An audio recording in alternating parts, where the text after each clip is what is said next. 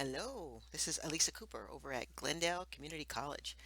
I teach freshman composition and journalism, and I've been using Packback since the beginning. I think I was one of the pilot people, but it's been several years now, and I've been using it in my journalism classes. I've tried it a couple times in my composition class, but it's really stuck for me in journalism. One of the things that I like is that now that we're all focusing on RSI, regular and substantive interaction in our online courses, I teach predominantly online and hybrid. This is a tool that I can use to help with that RSI, my engagement with my students. And one of the ways that I do that is I have my students participating in Packback every 2 weeks. So the first week they write a question, and then the second week they come in and respond to each other.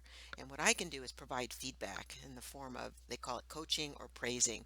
And so if I coach the student, it's just a private sort of a message to that student talking about, one of the things I want them to work on, what they can improve on.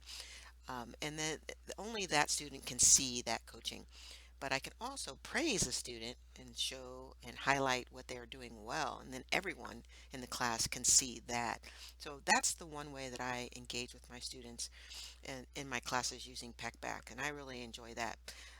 What I also like is that it allows for the students to really lead the discussion and talk about what they want to talk about.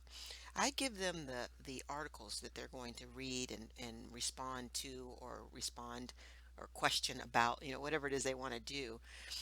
And then they come in and after they've read those articles, ask the questions that they're curious about. And it's really good too because it also allows for them to be able to cite from those articles. And one of the things that Packback does is it gives them points for adding a source to their post. And in the past, students never bothered to do any research or to cite anything unless it was said specifically, do this. But I don't even have to say it, they just do it now. I think it's because they get points. So it encourages that a little bit of extra research as well. So if they find something that they're interested in, but the article doesn't really speak to it, they go out and find their own because now they have a space where they can just add that link into their post.